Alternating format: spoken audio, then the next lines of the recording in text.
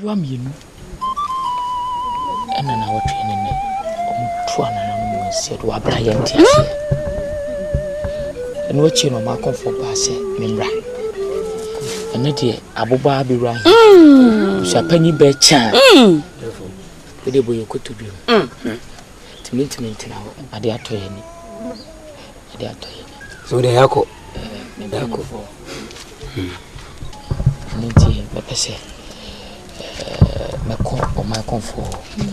Na makohununa wopisa na nanu mapusuma maye se de asisi wokrum ha promise asemabo shedin na ai bonkum washawa se de busa panyi ni ayi mutututum faneko na kwachiche ne re amekoba e wochiri bianso ni mobeshia na maka acho se ko ma ko fa busia bemensu mama me kra me raho si apanya wo su de na asem na den me raho ani abra mpa ye de mo hena nye amama mo hwe chire na de bisibia no me ba me mama so ati ko fo ba usia ko fi mama wai me ko ma ko fo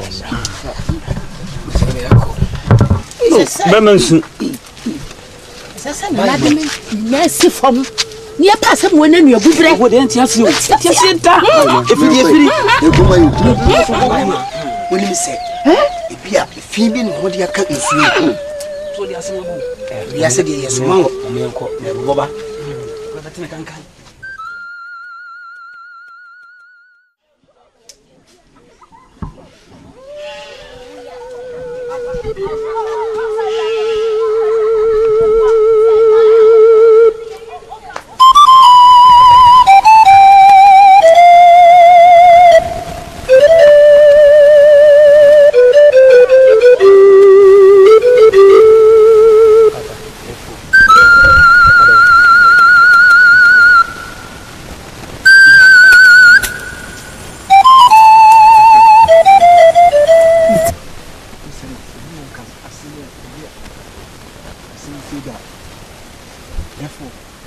asem na ba wo ni me kasa se wo kasa wo so sa are therefore efiri da ye je ko tokra efiri nsami therefore bidamina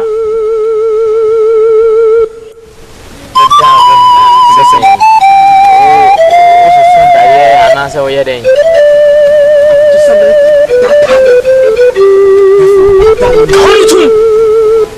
onyare ha Kata, therefore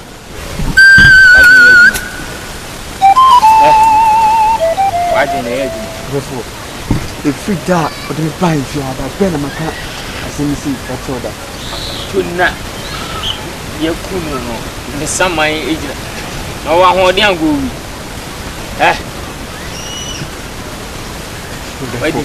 no therefore na bibi ome sana kwa mjima na borosoro do ene mti ana wadi dia mana borosoro dia se ne nsam na ba sisi dia na teso therefore ndi si amene ne kata therefore minyimi onyimi ndi si ame abeka chemene nde therefore media mama mi senka akopo ba mama ni wapodam wakata wo yare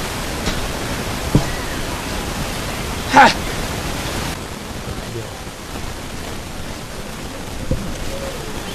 akutuna ya jire krefi ni sabu o sama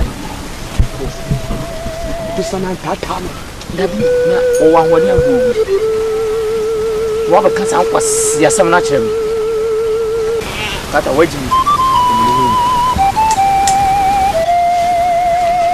o ko bo ba hi mama ni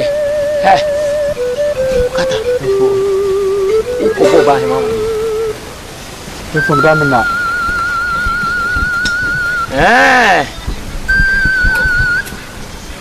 kata soko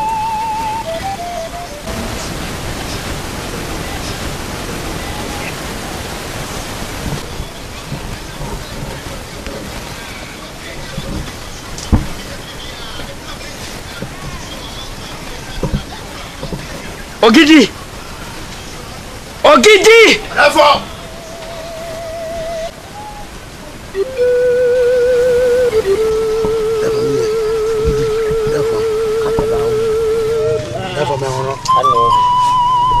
here, the old wife, therefore. Kata, episode of Mrs. Kacha Bahaba catcher and made me say, so called Baba, him, mamma, yes, and meaning. Therefore, that's your Kata say. To me, no one was some. Giddy, Therefore, in your cat and for you.